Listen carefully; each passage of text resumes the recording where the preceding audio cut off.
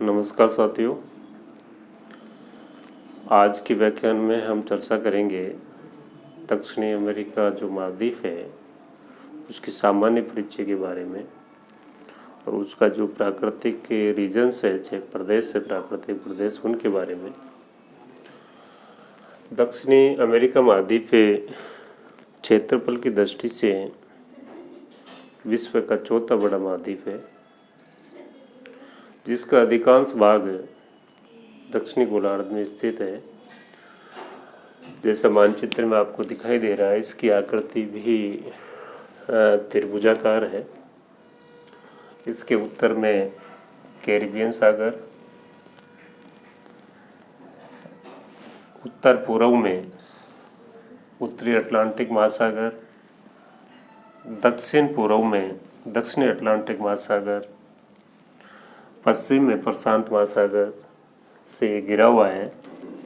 Panama नहर बन जाने के कारण ये उत्तरी अमेरिका जो महाद्वीप है उससे पृथक हो गया है, अलग हो गया। और दक्षिण में ड्रेक पैसेज है, वो इसको अंटार्कटिका महाद्वीप है उससे अलग करता है। दक्षिणी अमेरिका महाद्वीप में यदि कुल देशों की यदि बात करें तो कुल 15 देश है, जिनमें क्षेत्रफल की दृष्टि से ब्राज़ील है वो सबसे बड़ा देश है। इसमें यदि संक्षिप्त में अपन देखें, देशों की यदि बात करें तो Colombia, Venezuela, Guyana, Suriname, French Guiana, Brazil, Uruguay, Argentina, Paraguay, Bolivia, Peru, Ecuador और त्रिनिडाद एवं टोबैगो, ये कैरिबियन सागर में एक द्वीपीय स्वतंत्र देश है। इस प्रकार से 15 देश है वो दक्षिणी अमेरिका महाद्वीप है, इसके अंतर्गत आते हैं। इसमें जो मध्य अमेरिका के देश और जो कैरिबियन सागर के जो द्वीपीय देश है और दक्षिणी अमेरिका महाद्वीप की ये जो 15 देश है, इनको सम्मिलित रूप से लैटिन अमेरिका के नाम से जाना जाता है। लैटिन जो रोमन वासी थे उनकी प्राचीन भाषा थी और लैटिन भाषा से ही आपकी जो स्पेनी है, पुर्तगाली है, फ्रांसीसी है, इतालवी है, इन भाषाओं का जन्म हुआ। अर्थात जो लैटिन भाषा है इन भाषाओं की जननी है। और कालांतर में यूरोपीय जो कंट्री स्पेन है, पुर्तगाल, फ्रांस, जर्मनी, इटली, यहाँ के जो लोग थे वो प्रवास करके, माइग्रेशन करके यहाँ आकर बसे। और आज स्थिति ये है कि यहाँ के दक्षिणी अमेरिका महाद्वीप के जो 6 बड़े देश है वहाँ उनमें इनकी जो भाषा है, प्रमुख भाषा है वो स्पेनी है, ब्राज़ील की पुर्तगाली है, फ्रेंच गुयाना की अंग्रेजी है। इस प्रकार से यहाँ की जो अधिकांश जनसंख्या है वर्तमान में वो यूरोप से माइग्रेशन प्रवास करके आई हुई है। यहाँ के जो मूल निवासी जिनको रेड इंडियंस के नाम से जाना जाता था, जो मूल रूप से मंगोल प्रजाति से संबंधित थे, यूरोपियंस और जो रेड इंडियंस है उनसे आपस में उनके संकरण से एक मिश्रित प्रजाति मैस्टी जो है उसका विकास हुआ। और वर्तमान में दक्षिणी अमेरिका महाद्वीप है उसमें प्रमुख रूप से जो मैस्टीजो प्रजाति है उसके लोग यहाँ पर पाए जाते हैं। काफ़ी लोग जो निग्रो और रेड इंडियंस है उनके संकरण से जिस प्रजाति का यहाँ पर विकास हुआ उसके भी यहाँ पर लोग पाए जाते हैं। ये इसके यदि प्राकृतिक भूभागों की यदि बात करें तो इसके पश्चिम में यानी कोलंबिया से लेकर नीचे चिली के सुदूर दक्षिण तक, इसके पश्चिमी भाग में जो प्रशांत महासागरीय तट है उसके पैरेलल समानांतर जो एंडीज पर्वतमाला है वो पाई जाती है, स्थित है। और ये संसार की सबसे, इसकी जो लंबाई है वो लगभग 7,000 किलोमीटर है। संसार की सबसे लंबी पर्वतमाला एंडीज पर्वतमाला जो कोलंबिया से लेके और सुदूर दक्षिण तक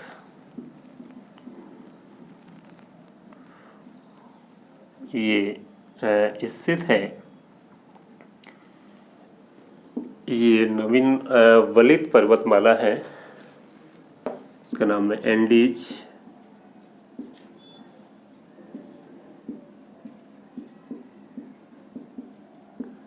नवीन वलित पर्वतमाला है। इसकी जो सर्वोच्च पर्वत चोटी है वो एंकाकागुआ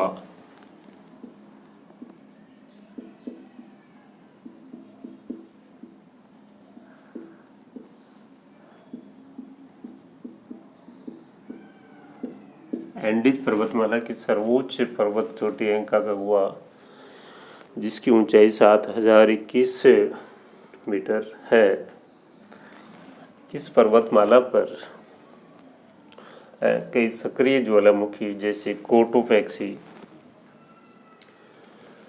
जो संपूर्ण विश्व में सर्वोच्च ऊंचाई पर स्थित सक्रिय ज्वालामुखी है। कोटोपैक्सी इक्वेडोर में पाया जाता है। उसके अतिरिक्त चिम्ब्रेजो,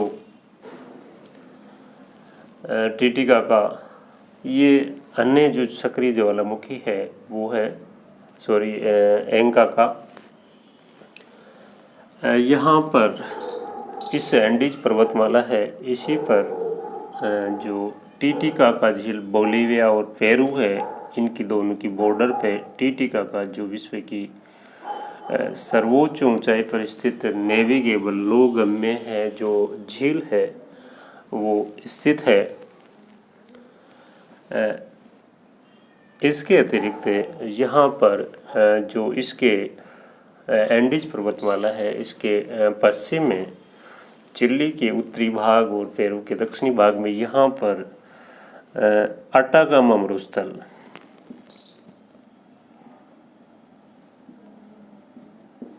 अटाकामा मरुस्थल पाया जाता है। और इसका प्रमुख कारण है कि यहाँ पे ये वृष्टि छाया प्रदेश है। एंडीज पर्वतमाला है, उसका वृष्टि छाया प्रदेश वर्षा बहुत कम होती है। इसमें विश्व का सबसे शुष्कतम जो स्थान है वो अटाकामा मरुस्थल में है और उसका नाम है एरिका। एरिका नामक जो स्थान है वो शुष्क, विश्व का शुष्कतम स्थान है अटाकामा डेजर्ट में जो पाया जाता है। इसके जो एंडीज पर्वतमाला है उसके पूर्व में जो मध्यवर्ती मैदानी क्षेत्र ये पाया जाता है। और इसको 3 भागों में बांटा जा सकता है। जो पहला है वो ओरिनिको नदी का मैदान है। ओरिनिको नदी जो एंडीज पर्वतमाला है उससे निकलकर उत्तर की ओर बहते हुए वेनेजुएला और जो गुयाना का जो पठार है उसका चक्कर लगाते हुए ये कैरेबियन सागर है उसमें अपना जल है उसको गिराती है। इसका जो मैदान है वो यहाँ पर उष्णकटिबंधीय जो घास है वो पाई जाती है। और मुख्य रूप से यहाँ पर जो वेनेजुएला में उष्णकटिबंधीय घास के मैदान है, बंधीय घास के मैदान है, उनको जो वेनेजुएला में लानोस के नाम से जाना जाता है, और जो ब्राज़ील का पठार है उसके ऊपर उष्णकटिबंधीय जो घास के मैदान है उनको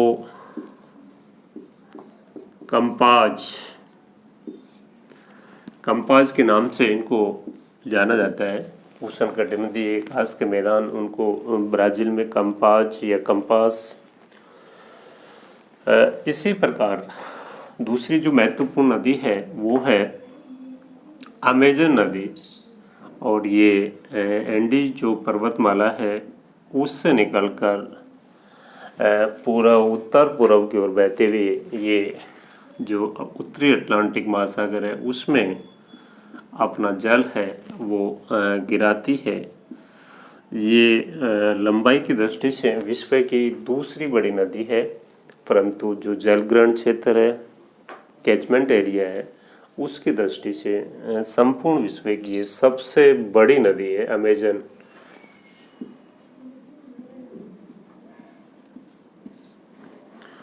और ये अपनी सहायक नदियों के साथ में यहाँ जो विषुवत रेखा है उसके पास से ये बहते हुए उस क्षेत्र में, विषुवत रेखा के क्षेत्र में बहते हुए उत्तरी अटलांटिक महासागर में अपना जल उड़ेलती है। इसमें अमेजन बेसिन में उष्णकटिबंधीय जो यहाँ पर वन पाए जाते हैं उनको सेलवास के नाम से जाना जाता है। सेलवास, अमेजन बेसिन में जो उष्णकटिबंधीय वन है उनको सेलवास के नाम से कई बार पूछा जाता है ये। इसी प्रकार जो तीसरा मैदान है, मैदानी क्षेत्र है, वो पराग्वे और पराने दोनों नदियों का, पराग्वे पराने दोनों नदियाँ मिलके उनकी जो संयुक्त धारा है वो लाप-लाटा के नाम से दक्षिणी अटलांटिक महासागर है उसमें अपना जल है वो उड़ेलती है, और ये भी काफ़ी महत्वपूर्ण उपजाऊ मैदान है वो बनाती है। इसके अतिरिक्त यहाँ पे जो अर्जेंटीना है, अर्जेंटीना का उत्तरी पूर्वी भाग और उरुग्वे, यहाँ पर शीतोष्ण कटिबंधीय जो घास के मैदान है, शीतोष्ण कटिबंधीय घास मैदान, इनको पंपाज के नाम से जाना जाता है। शीतोष्ण कटिबंधीय घास के मैदान पंपाज के नाम से। यहाँ अर्जेंटीना का जो उत्तरी भाग और पराग्वे का पश्चिमी भाग, यहाँ पर उष्णकटिबंधीय जलवायु पाई जाती है, और काफ़ी नमी की वजह से ये क्षेत्र काफ़ी नम या दलदली क्षेत्र है, और इसको ग्रान चाको के नाम से जाना जाता है। ग्रान चाको यानी अर्जेंटीना का उत्तरी और पराग्वे का पश्चिमी भाग है वो ग्रान चाको है उसके नाम से, और ये विशेष रूप से अर्जेंटीना का महत्वपूर्ण कपास उत्पादक क्षेत्र है। इसका तीसरा यदि प्राकृतिक यदि प्रदेश या नेचुरल रीजन की यदि अपन बात करें तो गुयाना का पठारी क्षेत्र है वो, और ब्राज़ील का पठार, ब्राज़ील का अधिकांश जो भूभाग है वो पठारी है। उसके अतिरिक्त अर्जेंटीना का जो एंडीज पर्वतमाला है उसके पूर्व में पेंटागोनिया का पठार, पेंटागोनिया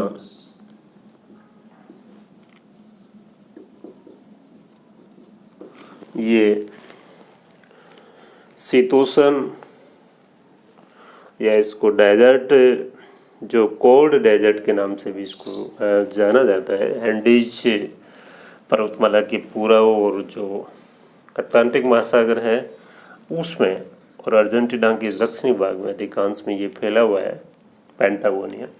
जो अटाकामा मरुस्थल है वो हॉट डेजर्ट है, यानी उष्णकटिबंधीय क्षेत्र में स्थित है। इस प्रकार से, और इसका जो तटवर्ती क्षेत्र है वहाँ पर उपजाऊ है वो मैदान पाए जाते हैं। इसका कैरिबियन सागर में एक द्वीपीय देश स्थित है त्रिनिदाद एवं जो टोबैगो है वो इस जो दक्षिणी अमेरिका महाद्वीप है इसके अंतर्गत आता है। इसके अतिरिक्त इसके पूर्वी भाग में फॉकलैंड है, पश्चिम में इक्वाडोर के पश्चिम में गालापागोस है। ये इससे संबंधित महत्वपूर्ण जो द्वीप है वो पाए जाते हैं।